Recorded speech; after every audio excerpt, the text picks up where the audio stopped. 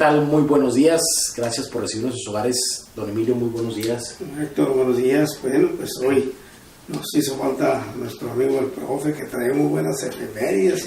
Sí, hombre, pues sobre todo esta semana. Esta semana tan importante para la historia de Tecate. Así es. En próximos días estaremos conmemorando el 124 aniversario de la fundación de Tecate. Y como todos los años, nuevamente iniciará la polémica de que si era en el 33, que si era por qué en el 92, y bueno, es asunto de cada año, ¿no? Así es. Pero qué bueno que por lo menos cada año la población tecatense se apasione con el tema de la fundación y que sirva esto para pues conocer un poco más de la historia de nuestro municipio de Tecate, bueno, nuestra ciudad de Tecate, ¿no? Así es. Lo cual los invitamos desde luego, y por lo mismo pues traemos hoy un programa, o estos 4 programas del mes estarán versando más sobre Tecate, sobre temáticas que corresponden a Tecate más que en otras ocasiones. Y bueno, hoy no sería la excepción, pero acá traemos, don Emilio quiere iniciar con una primicia de investigación, algo que encontró por ahí, ¿no? Y que me parece muy ad hoc, muy pertinente, y sobre todo qué mejor fecha que esta, que es la conmemoración del 124 aniversario de nuestro municipio, ¿no? De nuestra ciudad, perdón. Así es. Sí, Héctor, mira, yo creo que como tú te has dado cuenta, yo creo que no hay un día, de veras, con todo respeto, y no quiero caer en ese grave error, ¿verdad? Que muchas de las veces los que nos dedicamos a esto andamos pavoneándonos o decir, oye, no, pues encontré esto, hice esto, otro, y que mira. No, simplemente que es una tarea diaria. Es una tarea diaria y un compromiso que como integrante del taller de historia me he echado, y todos los integrantes, ¿vale?, de nuestro equipo de trabajo, todos participamos, unos de una manera, otros de otra, pero en fin, todos estamos abonando algo a este pueblo que un día nos abrió las puertas como migrantes, ¿verdad? Como un hijo adoptivo de hoy, la gran ciudad y pueblo mágico, ¿verdad? Muy interesante, ir aportando algo de lo que uno por ahí investiga. Y precisamente hace un mes, por ahí me acuerdo que visité unas amistades, y entonces me dan la sorpresa con que tienen algunos documentos y me los muestran. Y digo, pues qué interesantísimo esto. Para esto quiero decirles algo muy importante. Yo creo que no creo que sea en este caso mi persona, quien ha cometido errores en escribir y dar a conocer historia de Tecate. Yo creo que varios hemos cometido ese error, pero es por falta de conocimiento de otros elementos que por ahí están guardados en archivos particulares. Y en este caso, pues precisamente rescatamos un documento valiosísimo para la historia de Tecate y que nos viene a echar por tierra, hay que decirlo de esta manera, lo que hemos publicado o que ya se ha publicado otras personas, ¿no? Algunos escritores o investigadores. Bien, ¿de qué estamos hablando? Estamos hablando de un documento valiosísimo de 1917, cuando inicia el primer periodo de los ayuntamientos, ¿verdad?, de los municipios. Y precisamente Tecate, yo escribía antes que Tecate, con la característica de rancho, sin ningún proyecto urbanístico, sin ningún plano, se constituye en municipio. Bien, pues yo hasta hace pues un mes, por decirlo así, seguía manejándolo, y yo creo que mucha gente lo sigue manejando así. Pero aquí viene lo interesante, que encontramos un plano de 1917, mucho antes al de Luis Pavón, que está fechado en 1919, cuando Esteban Cantú como era parte de su comisión, el ingeniero Luis Pavón, era parte de la comisión de su equipo de trabajo cuando el Camino Nacional, bueno, él le da la encomienda para que Tecate tenga ese plano, ¿no? Ya de una forma urbanizada, pero nos damos cuenta que aparece este plano hace algunos días y me da a conocer que es otro urbanista el que participa. Este urbanista es Enrique Gil y su compañero Ernesto Ferrer, y lo firma precisamente el jefe de obras, el jefe general de obras públicas de Tijuana, que hay que entender lo siguiente: en Tijuana se hacían la mayor parte de los trámites todavía en ese entonces, y pues esa es la primicia que traemos, ¿verdad?, de que nos cambia totalmente la historia, Héctor. Aquí, bueno, sería interesante retomar lo que dijo don Emilio en cuanto a que no se ha falseado información. Digamos que a final de cuentas los miembros del taller de historia donde pertenecemos, justamente por eso lo llamamos taller, conscientes de que la historia la vamos construyendo de acuerdo a lo que vamos encontrando, a la documentación y a la información que tenemos en el momento que escribimos, en el momento que vamos a conocer la información. Hasta, como hizo don Emilio hace unos meses, bueno, la idea era que era en 1919 el plano urbano de Tecate más antiguo, o el primer trazo, digamos, y así es como lo mencionábamos, y así es como lo dimos a conocer en su momento, porque hasta hace, como hizo Emilio, un mes, pues él no conocía esto, y yo hasta la semana pasada que me lo hizo llegar, pues yo tampoco lo conocía. Entonces, bueno, ahora que ya tenemos la información y que sabemos, pues ahora damos esta nueva aportación, y que nos esperamos, sobre todo me pareció muy acertado, don Emilio, esperarnos justamente hasta estos programas que íbamos a hablar sobre Tecate específicamente, ¿no? Así es. Mira, bueno, ¿qué de importante y trascendente tendrá este plano? ¿Qué características tiene? Bueno, de entrada lo pondremos en sus pantallas para que ustedes los puedan ir viendo junto con nosotros y lo podamos ir analizando un poco. Sería que nos dice que es proyecto de urbanización de una fracción de Tecate, municipio del mismo nombre, escala, dice 1/2000, y dice Tijuana, Baja California, marzo 27 de 1917. Aquí ya lo mencionaba Emilio, pero es importante recalcarlo. Recuerden que para estas fechas está iniciando el primer ayuntamiento de Tecate, esa como primera etapa de los ayuntamientos que duró 7 años. 6 años más o menos. 6 años más o menos. Entonces aquí sería este primer ayuntamiento que está por entrar, y que ya tienen este primer trazo urbano como proyecto, ¿no?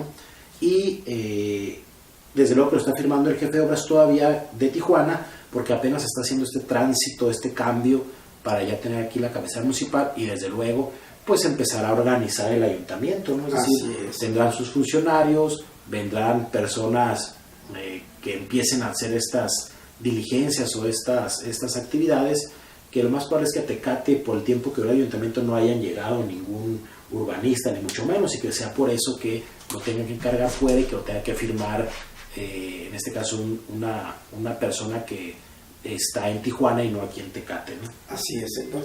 Esto es algo que de veras, bueno, ¿cómo se llama este personaje, verdad? Jefe de obras públicas, jefe general de obras públicas de Tijuana, es Gonzalo Garita. En un momento, cuando veo este plano, lo único que me llamó la atención es quién lo firmaba. Yo pensé que era el urbanista, ¿no? Precisamente hace como 2-3 días, analizando paso por paso y cada una de sus lecturas, ¿verdad? Que están muy claritas, está muy bien hecho este plano, ¿verdad? Me doy cuenta que él no era el urbanista, era el jefe. El jefe es Gonzalo Garita, y por cierto que así, en un primer intento de empezar a escribir la historia sobre este plano, entonces me doy cuenta yo, urbanista Gonzalo Garita, pero a medida que ya fui a decir, caray, por acá están los urbanistas, acá están los ingenieros que hicieron este plano. Pero aquí hay algo interesantísimo que yo creo que tú no has observado, Héctor, y se me estaba pasando, muy importante. Bien, y esto lo vamos a tocar porque precisamente en la ampliación del Fondo Legal de Tecate, intervienen estos personajes. Aquí tenemos a don Carlos Downey. Así es. Carlos Downey. Digo, ¿qué tiene que ver don Carlos Downey en este plano precisamente? Pues aquí nos da otra idea de veras. Aquí es interesante que las personas ahorita lo están viendo en su canal, televisión, puedan ver cuáles son las colindancias. Si vemos la parte de abajo, vemos que está el ferrocarril, la línea férrea, dice ferrocarril de Tijuana a Tecate, ahí aparece ya marcado. Y abajito aparece lote número 10, ahí con letritas, se dice lote número 10. De su pantalla, del lado izquierdo, es donde dice don Emilio, aparece lote número 3 y abajito dice Carlos Downey. Así es. Y por el lado derecho de su pantalla, donde está la Rosa de los Vientos, esa como flecha que aparece ahí del lado derecho, dice lote número 12. Y en la parte de abajo dice Josefa M. de Villagrana, el nombre, ¿no? Sí. Entonces, son datos importantes para ir leyendo este mapa, digamos. Sí, así es. Bueno, quiero decirles que estas 21 manzanas que están inscritas en este documento son lo que actualmente conocemos como Pueblo Mágico. Es el polígono, con el que se hace la apertura de Pueblo Mágico, que ahorita actualmente lo tendríamos desde la calle Portes Gil, ¿verdad?, hasta la calle Carranza. Aquí, tomando estos dos puntos, tanto el del este como el del oeste, podemos observar lo siguiente, para que ustedes vayan conociendo la tenencia de la tierra, que es lo importantísimo. Don Carlos Downey, quiero decirles que él fue heredero de don Antonio Downey. ¿De dónde partía la propiedad de los señores Downey? Pues precisamente de donde se termina, o donde se termina Cervecería al oeste. Ese es donde está la calle Carranza. A partir de ahí hasta para allá, cerca del Monumento a la Madre, eran los terrenos de don Antonio Downey, papá de don Carlos Downey. A eso se debe que está el nombre de don Carlos Downey como heredero ya de esa propiedad. Y más adelante vamos a ver algo diferente. Ahora, si nos vamos hacia el este, nos vamos a dar cuenta que tenemos a doña Josefa de Villagrana. Bueno, ese es el lote número 11, donde a Josefa de Villagrana, ella tuvo el lote número 11 de la colonia agrícola de Tecate.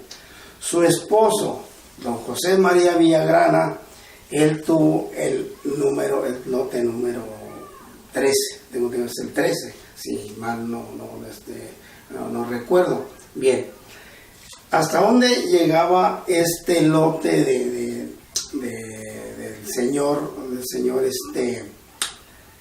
Bueno, para no perdernos en esta explicación, quiero decirles que este plano de terreno, que es este terreno, le perteneció a don Jesús de Mara, y era vecino precisamente en tierra, o colindaba con don Antonio Downey, y colindaba con don José María Villagrana, al igual que con doña Josefa de Villagrana, por eso está ahí. Entonces, precisamente ahí donde estaba antiguamente el Seguro Social, que marca el punto, este plano, bueno, de ahí para hacia el este eran los terrenos de Villagrana. Así es.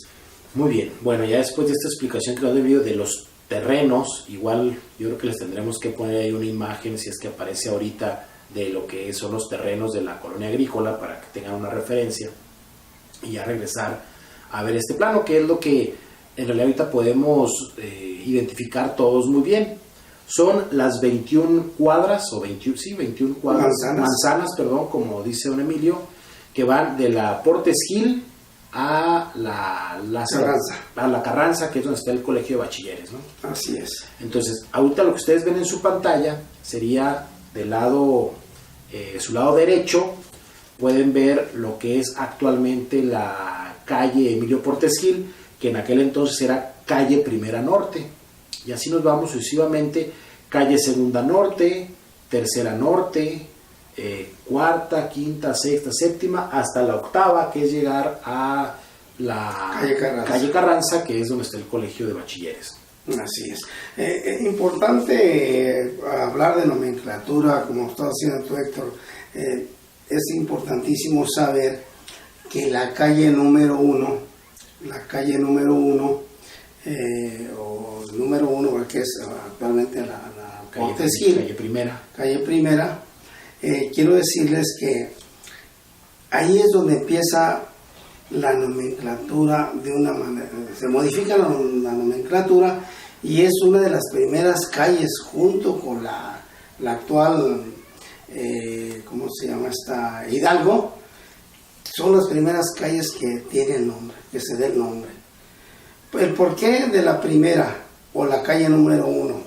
Bien, pues precisamente en 1917 la aduana que estaba en San Valentín, ¿sí?, se traslada para 1917 precisamente a esa calle, y es cuando llega el nombre de calle Benito Juárez, o sea, la calle Juárez.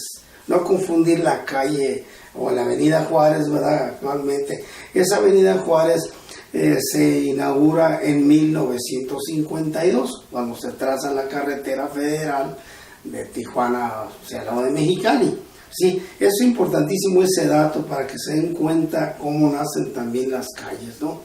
Bien, si quiere aquí lo dejamos de nuevo, vamos a nuestro primer corte y regresamos para continuar hablando de este plano.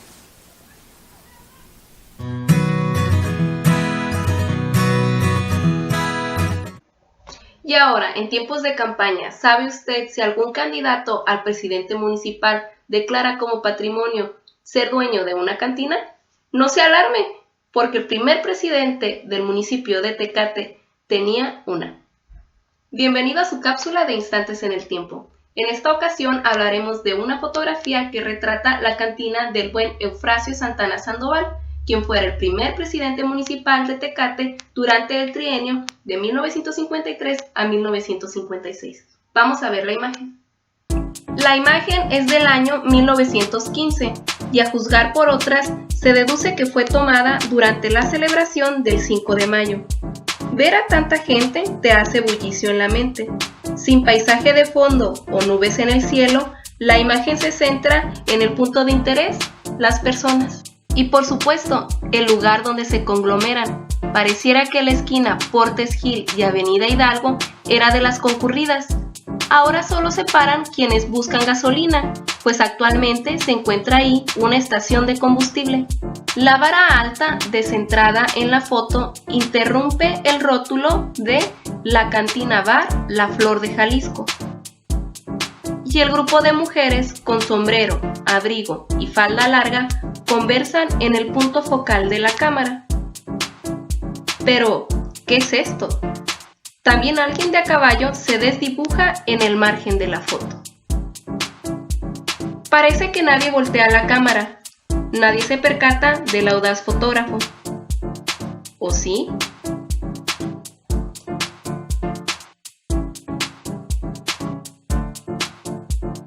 Esta imagen pertenece al Museo de la Ciudad. Recuerde que si usted sabe más acerca de esta fotografía, puede mandar su información a nuestras páginas de Facebook o correo electrónico. Nos vemos hasta la próxima.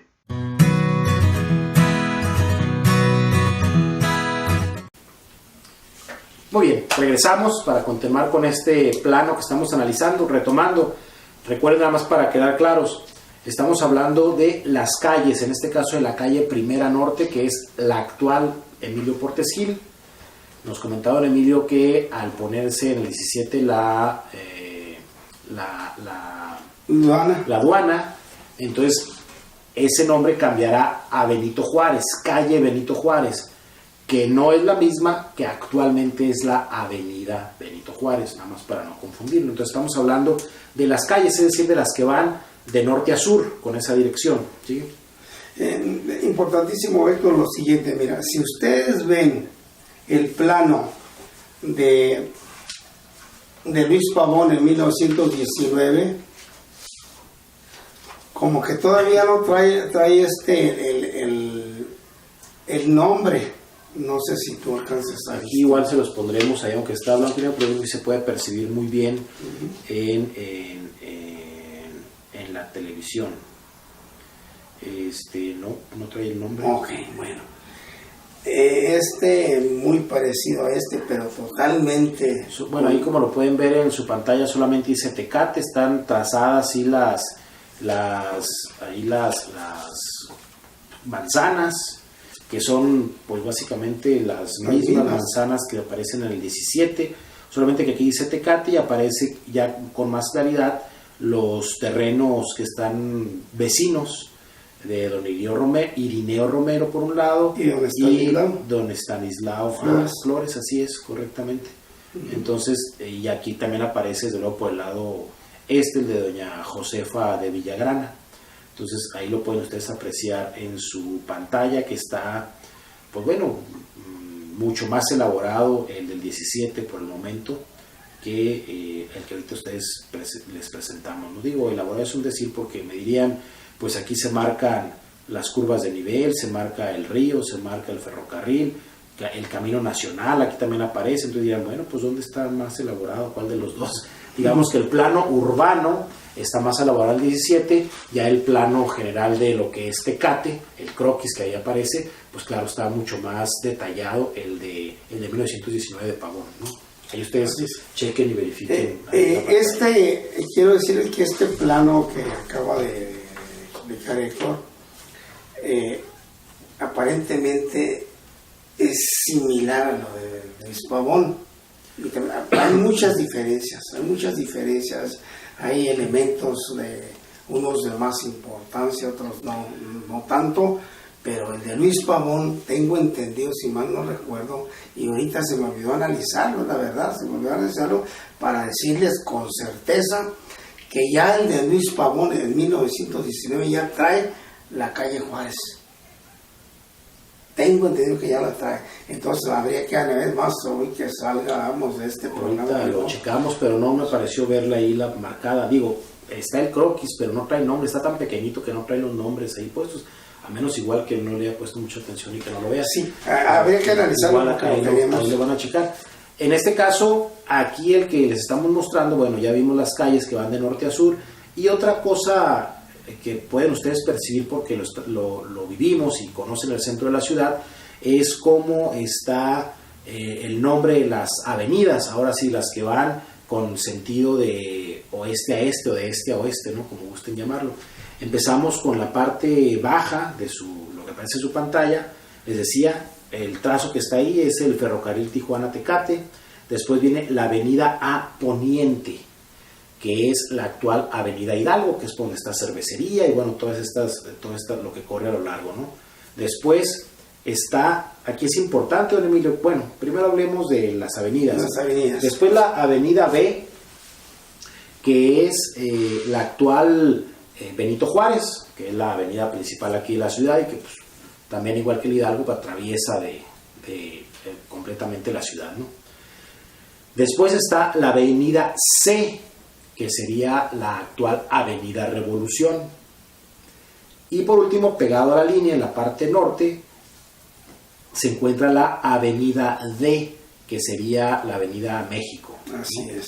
Serían las 4 avenidas, que era de la A a la D en el 17, y actualmente pues es la Hidalgo, la Juárez, Revolución y la México, ¿no? Sí, así es. Aquí también es interesante dar a conocer que su primera nomenclatura, urbanísticamente hablando, fue literal y numérica. Así es, sí. Entonces eso es lo que nos muestra este plano, así como se fue trabajando urbanamente hasta 1947, ya luego hablamos del 47, pero estos planos así se fueron trabajando, ¿no? Aquí, Héctor, si me permites, viene luego, bueno, tenemos algo más que decir de este plano. Este plano tenemos que decirles también que ya estaban trazados los callejones. Y que es muy importante también darlos a conocer.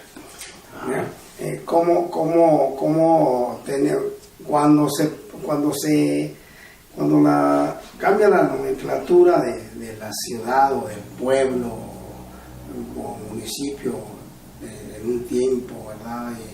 Y luego ya delegación, subdelegación y delegación, entonces las calles empiezan a tomar otro nombre.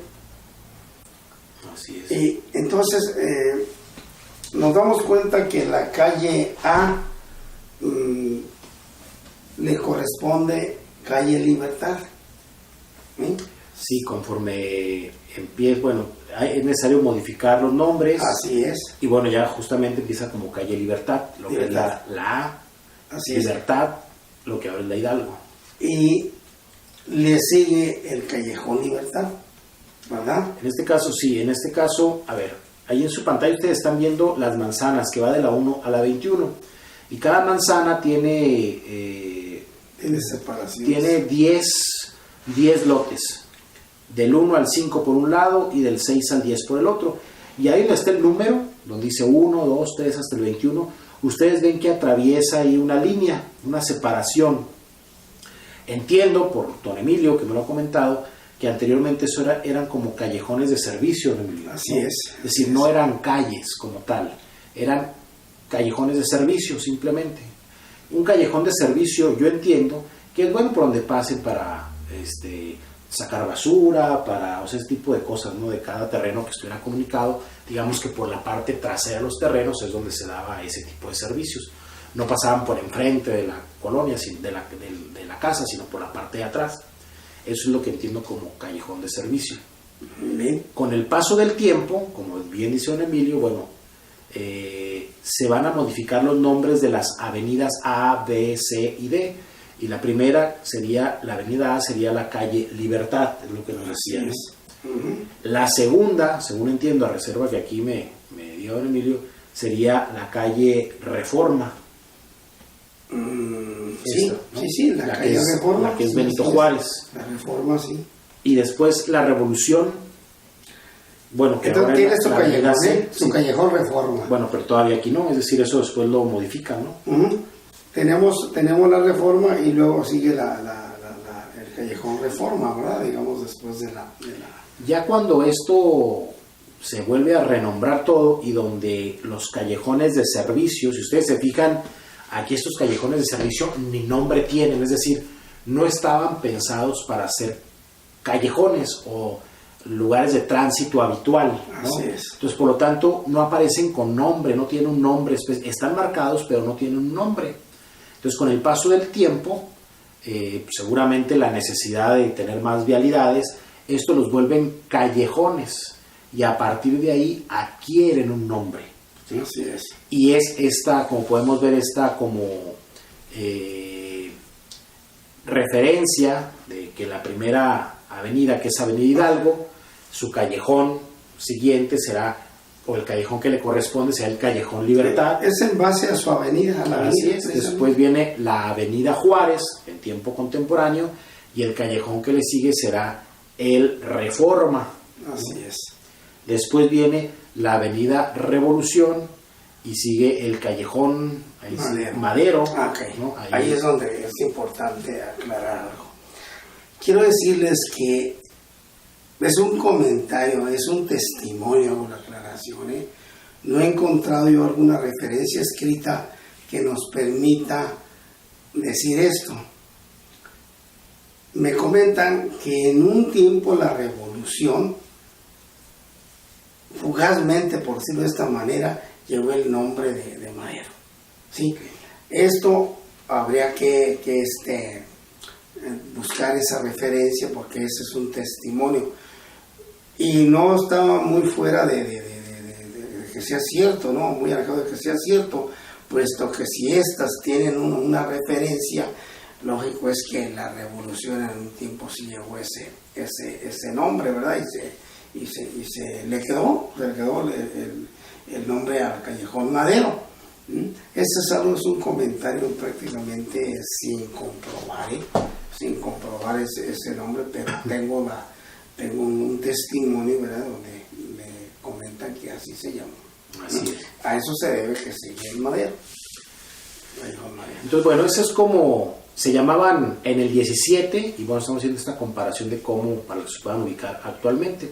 Pero bueno, para que lo vean ahí también en el plano o en el mapa, podemos ver que en la manzana 7 será en la que actualmente se encuentra el Parque Miguel Hidalgo, y en la parte baja, o en la parte es donde se encuentran las oficinas del ayuntamiento, ¿no?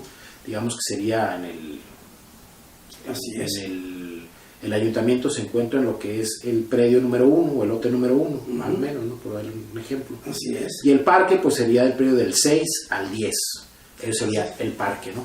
Y claro, esto desde un primer trazo lo podemos ubicar porque pues tenemos fotos que el parque desde esos periodos ya estaba designado ese espacio. Sí, para desde el parque, el 17. Desde el 17, entonces ya estaba ahí ubicado lo que iba a ser pues las oficinas de gobierno y lo que iba a ser el parque del pueblo, en este caso, no todavía no ciudad, sino del pueblo. Sí, desde el 17, cuando don Ramón Salazar López le vende al gobierno precisamente lo que es lo del fondo legal del pueblo, ¿no? Desde ese entonces ya hay esa idea, vaya, de hacer ese parque. Estoy ahorita por por conseguir precisamente el documento de quién dona el espacio del parque, que también es parte, son documentos de las mismas personas, ¿verdad? Claro. Entonces, Sería muy interesante. ahorita estoy bueno, ya hemos trabajado sobre eso, y pues todo eso lo vamos a dar a conocer, pero con documentos, ¿verdad? Desde luego, ahorita de momento sé quién lo regaló, ¿verdad? Que fue don Ramón Salazar, a reserva de que alguien diga lo contrario, pero me aseguran que el documento lo tienen, y es muy importante de esa manera. Y pues si estamos escribiendo el parque y vamos a escribir la historia del parque, yo una vez ya la escribí, ¿no? Pero ahora tenemos más elementos, hay más elementos que agregarle a lo que ya hemos dado a conocer. Adelante, Héctor. Y aquí yo creo que es pertinente, viendo este plano, por lo que también comentó Emilio, que es muy importante para entender la traza de la ciudad, y bueno, ver que desde el 17 ya aparece este primer proyecto de urbanización de la ciudad, o del pueblo, digamos. Entonces aquí valdría la pena retomar solamente de manera puntual lo que se van a estar preguntando, y lo que el 12 y el 13 y el 14 entrará en polémica nuevamente, es ¿por qué si en el escudo aparece 1833? ¿Por qué entonces la fundación de Tecate se va a conmemorar hasta 1892? Es decir, prácticamente 60 años después, ¿no? Así es. Y es la polémica que cada año surge. La pregunta es, lo que estamos conmemorando es la fundación de lo que actualmente es el poblado de Tecate. Poblado, así es. No del rancho Tecate, al menos así es como se estipuló en la ponencia, ¿no? Estamos hablando del poblado de Tecate, no del rancho. ¿Qué diferencia hay? La diferencia es que en un poblado ya hay un aglomeramiento, por lo menos hay un asentamiento de más de una persona, cuyos dueños de los predios también son diferentes familias y personas. En el caso del rancho, el dueño es una persona y vive su familia y sus trabajadores, pero la propiedad es de una persona. Cuando hablamos del poblado, está hablando de diferentes, como lo podemos ver aquí en el plano, diferentes predios, que no específicamente es no vamos a confundir, pero estamos hablando de diferentes predios y que tienen diferentes dueños. Eso sería por dar un ejemplo. El segundo importante sería mencionar la población, la cantidad de población que está en este espacio. Si bien es cierto que en 1933 aparece ahí como que se le adjudica la propiedad del el rancho de Tecate, 1833 se le adjudica la propiedad del rancho Tecate a Bandini, en realidad lo que tiene es una casa en la cual él no habitaba, venía de vez en cuando pues a vigilar sus propiedades, pero que no era su lugar de asentamiento, es decir, estaba la casa pero no vivía de manera habitual, él vivía en San Diego, ¿no? Sí, ese es San Diego. Cuando venía de vez en cuando, ahí se quedaba, pero no era su lugar donde vivía. Segundo, quienes habitan el rancho son sus 2, 3 trabajadores, que son los que se encargan del ganado y del trabajo del rancho. Ganado, y aquí por alguna fuente que encontró en Emilio, hablaba de, no sé, más o menos 5,000 cabezas de ganado. Bueno, hay un dato muy interesantísimo, ¿no? Cuando en 1854, tengo entendido por ahí más o menos, hace una exportación de 3,000 cabezas de ganado, ¿no?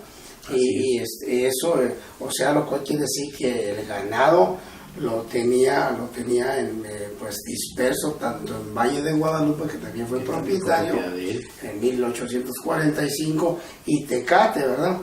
Lo que nos muestran algunos otros documentos, ¿verdad, Héctor? Que también es un documento valiosísimo que hace 2 años logré rescatar por ahí de un archivo particular, donde está la casa y los corrales del rancho de Juan Bandini, ¿no? Entonces, lo cual quiere decir que este hombre sí fue un personaje que tenía sus propiedades, pero que no las trabajaba él, las trabajaba como todo un hacendado. Hay que entender que en la época de la conquista, cuando se dan esas mercedes, nacen esas mercedes de tierra, es cuando esos hacendados pues tienen a sus capataces, sus mayordomos, su gente que trabaja ahí, sí, ¿no? Y fue lo mismo que hizo Juan Bandini. Así es. Así, tan sencillo así. Bien, con esto ahorita retomamos, vamos a nuestra segunda cápsula y regresamos para terminar con este programa.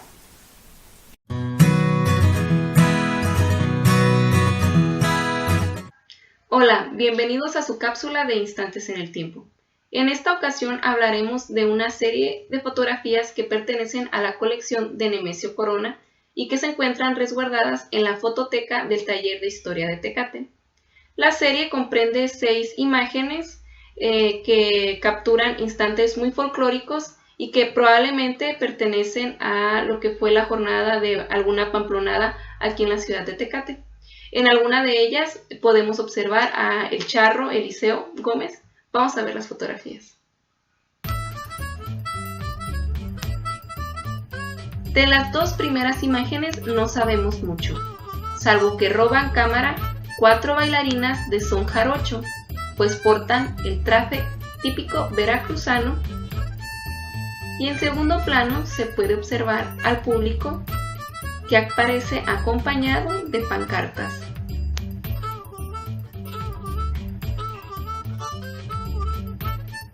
La otra, de igual contenido folclórico, representa a charros montados y mujeres de a caballo, portando trajes típicos también.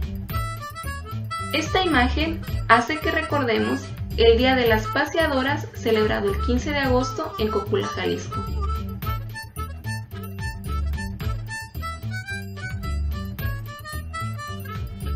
Un tercer momento se suma a esta colección, donde a la vez olanes, botas y tacones nos hablan de un cortés jarabe tapatío.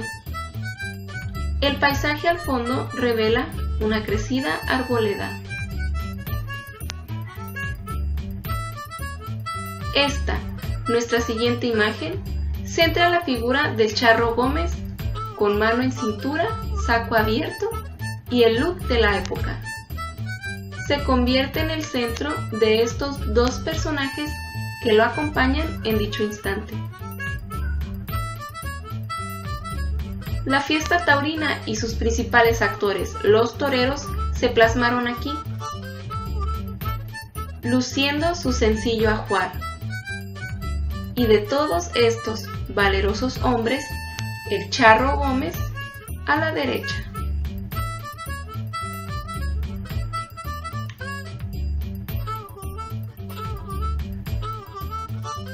Y por último, otro actor principal de la fiesta taurina, muy silente y quieto frente al ente, este toro a dos suertes de banderillas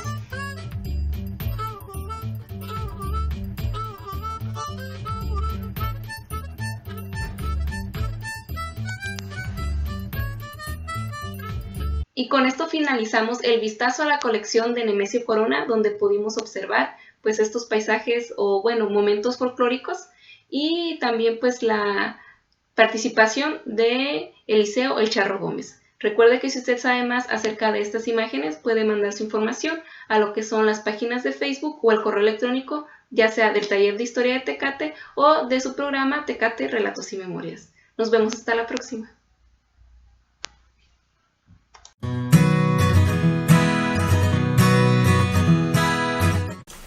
Muy bien, bueno, regresamos para esta tercera parte del programa y terminar con él, pero retomamos esta parte en donde, bueno, sí, Juan Bandini era el dueño del rancho en el 33, pero él no habitaba ahí, vivían sus capataces, vivían sus trabajadores, que eran 3, 4 personas, probablemente con su familia, probablemente unos con familia, otros solos, pero no eran los dueños de la tierra. Así es. Y otra cosa muy importante que hay que puntualizar, que a Juan Bandini le sucedió como a casi la gran mayoría de hacendados de nuestro México. Una ocasión, bueno, haciendo trabajos, estudios de haciendas en México, estuve investigando cómo se trabajaban las haciendas, quiénes las trabajaban, ¿verdad? Y quiénes se hacían cargo de todo.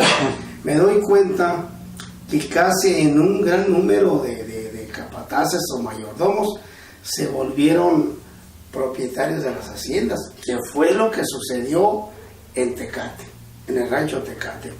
Por ejemplo, un caso muy importante en el estado de Michoacán de la hacienda de Curimeo se llamaba, y se sigue llamando el poblado Hacienda de Curimeo. Pues don Antonio, don Luis Aguilar, no me acuerdo por ahí, pero era algo, tenía el nombre de artista, bueno, ese personaje era el que trabajaba esa hacienda y con el tiempo se volvió propietario. Otro caso muy importante, los áreas Ursay españoles, que eran los encargados de la hacienda, primeramente llamada Sirapecuaro y luego llamada Hacienda de Botello, que pues dicho sea de paso ahí nací yo en ese lugar, pero me doy cuenta precisamente porque he estudiado históricamente esos lugares, ¿no? Cómo se comportaban como las haciendas, y entonces ahí sucedió lo mismo. Los áreas Ursay pues le dan gane, valga la palabrita, a don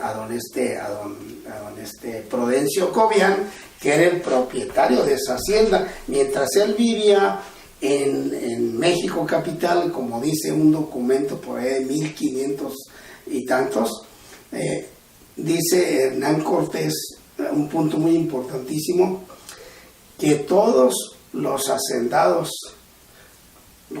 retornen a México capital porque tiene el pendiente de que la indiada se vaya a volver a levantar en armas. Entonces es lo que sucede, los hacendados se van y se quedan los administradores, ¿verdad? Y que fue lo mismo que le sucedió aquí a Juan Bandini. El mayordomo de Juan Bandini fue José Mogor, de origen español, ¿verdad? Naturalizado mexicano en La Grulla, ¿no? Entonces, hoy Ejido Uruapan. Bien, este personaje precisamente sucede lo siguiente. Él en 1861, en ausencia de Juan Bandini y que ya había fallecido en 1859, bueno, pues él se hace propietario por un tiempo, Héctor. Así ¿Cierto, es. no? Sí. Y así es, así lo dicen los documentos. Así es, sí, y en este caso podemos ver que todavía la tenencia de la tierra no estaba del todo regulada, es decir, había un predio, pero aquí la guerra de México-Estados Unidos en el 48, que va a partir a final de cuentas el rancho Tecate, que tanto en la fecha del 34, en realidad la línea fronteriza actual partirá el rancho. Lo dejará una parte en Estados Unidos y otra parte acá en México, ¿no? Entonces, como dice Emilio, en este caso, Juan Bandini habitaba San Diego no porque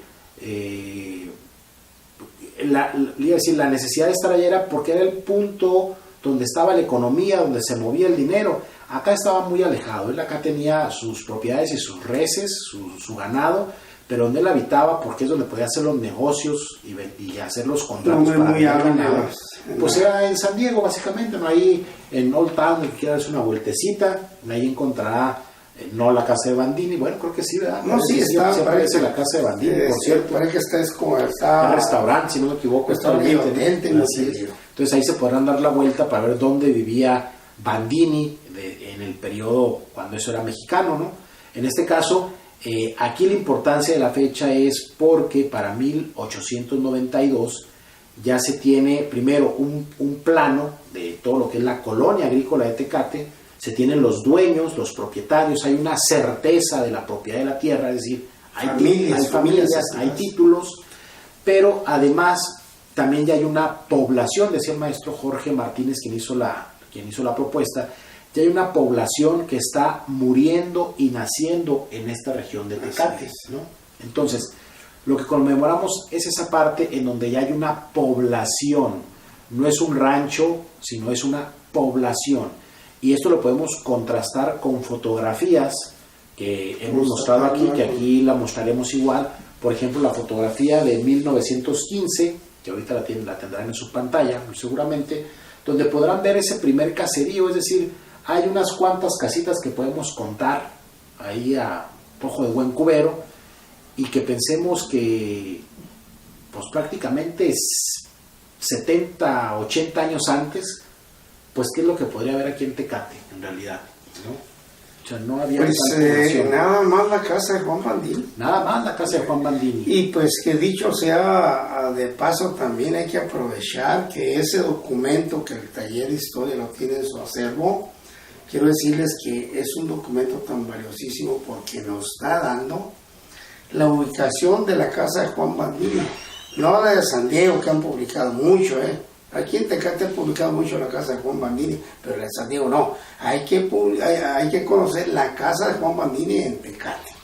Y pues yo creo que no me acuerdo si en esta publicación en el Heraldo viene, o en el anterior, viene dónde estaba la casa. Y por cierto, Héctor, ya fuimos a ver los vestigios de esa casa, ya fuimos a ese lugar. No hay nada. Otro... Bueno, sí, están todos los cimientos. Sí, están las cimentaciones. A mí me tocó mirar ese lugar, todos sus pretiles, ¿no? Todos sus cimientos muy largos, y ahí fue donde asentaron sobre esos cimientos lo que fue el puerto de entrada por Campo, California. Así es, Héctor. Adelante. Muy bien. Bueno, solamente para terminar con esto, este plano que les acabamos de mostrar, bueno, es importante, nuevamente ya para cerrar, porque es el primer plano que aparecerá como plano urbano de Tecate, que es de 1917, que coincide con el polígono que actualmente consideramos como el polígono de Tecate Pueblo Mágico, y que desde luego ya a reserva de analizar un poco más, seguramente vendrá siendo lo que es el centro histórico de Tecate. Así es. O sea, pues, digo, no me atrevo a decirlo así puntualmente, pero casi estaría seguro que eso sería el centro histórico de Tecate, ¿no? Muy bien. Entonces, creo que esta es una base histórica importante para demostrar eso, de que es el centro histórico como el primer trazo urbano, y solamente para afirmar lo que estamos conmemorando en este 124 aniversario de la ciudad, no es el rancho Tecate, sino la fundación del poblado, que actualmente se conoce como la ciudad de Tecate.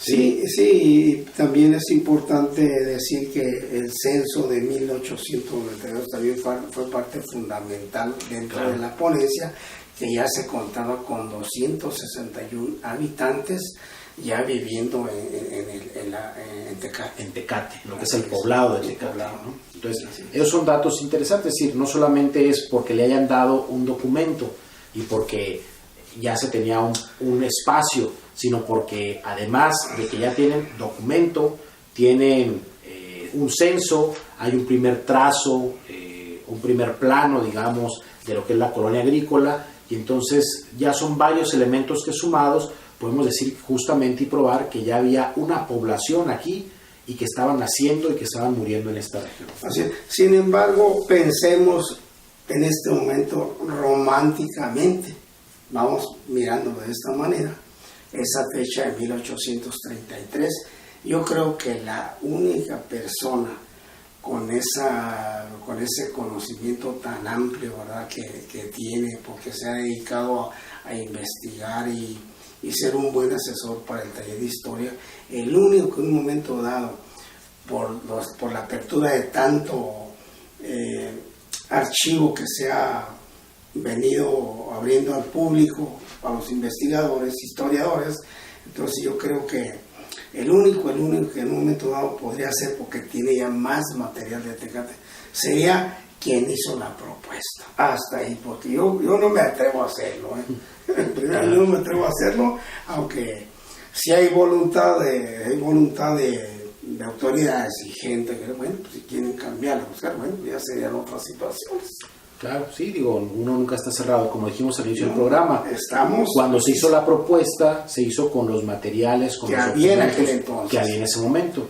Si en la actualidad surgen o aparecen o se encuentran nuevos documentos que uno puede decir, no, pues hay material suficiente como para decir que la fecha de fundación no es esa, sino otra, pues yo creo que estaría ahí para hacer la propuesta. La siguiente pregunta que yo diría sería, ¿cuál es el objetivo de cambiar una fecha por otra? Eso es una segunda pregunta que yo haría, ¿no? Que sería más bien una pregunta más con jiribilla, ¿no? Es decir, ok, ya tienen los elementos para cambiar la fecha. ¿Cuál es el objetivo de cambiar la fecha, no? O sea, así es. También, es decir, por todo el proceso y el protocolo que se tiene que realizar. Pero, claro, habría que dar a conocer, independientemente si se cambia o no la fecha, claro que habría que dar a conocer la información y dar a conocer la propuesta. Desde luego, creo que eso sí sería muy importante, que no se quedara ahí guardada en los cajones, o que esa información o esos documentos no se perdieran con el tiempo, sino que, bueno, se dieran a conocer y estuviera para que todo el interesado lo pudiéramos valorar y, y poder consultarlos, y que en algún momento, bueno, pues sirvan también para construir esto que es el rompecabezas de la historia de Tecate, ¿no? Sí, es una parte, ¿verdad? Es una pieza importantísima, ¿verdad? De la historia de Tecate, como tú dices, y yo creo que, pues vuelvo a decir lo mismo, ¿no? Quien en un momento dado pudiera, con todos los elementos y los conocimientos que tiene, pues sería nuestro amigo Jorge Martínez Cepeda, ¿verdad? Si alguna autora se interesa y hay quien quiera participar y aportar, bueno, pues adelante, ¿verdad? Y como tú dices, pero pues es bajo una responsabilidad de quienes le entren en un momento dado a esto. Claro, tenemos los elementos, ¿no?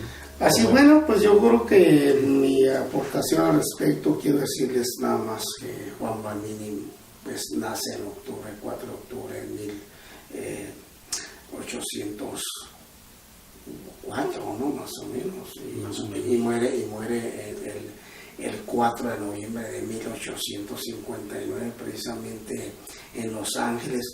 Digo, aclarando, no pobre, no hay que hacer eso, no pobre. En esos momentos su hija era la más rica de América Latina, tan sencillo así.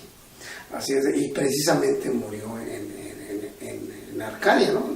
El condado de Los Ángeles. Así es. Su hija Arcadia, precisamente, que por eso ese poblado lleva el nombre de su hija. Es un dato importante para la historia. Bien, pues yo creo que con esto, Héctor, damos por terminado este programa y los esperamos la próxima semana, que también podemos platicar también de la ampliación del Fondo Legal de Tecate, que es importantísimo, lo que le da continuidad a esto, a ambos lados. Así es, tanto al este como al oeste. Continuar con ese tema la próxima semana. Por lo pronto lo dejamos aquí. Agradecemos a ustedes habernos sintonizado. Desde luego a California Medios, el espacio, a Rubén, el estarnos ahí transmitiendo. Y les recordamos, ahí han estado apareciendo en nuestro programa las redes sociales en las cuales se pueden poner en contacto con nosotros. Cualquier comentario pueden hacerlo directamente ahí, que enriquezca lo que estamos haciendo. Y desde luego, ¿por qué no? Que nos corrija alguna de las barrabasadas que dijimos, también se vale.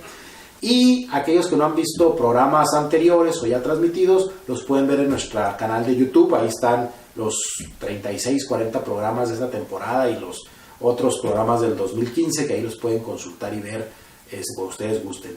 Por lo pronto nos vemos la próxima semana. Que tengan felices festejos de la ciudad y nos vemos el próximo fin de semana. Hasta luego.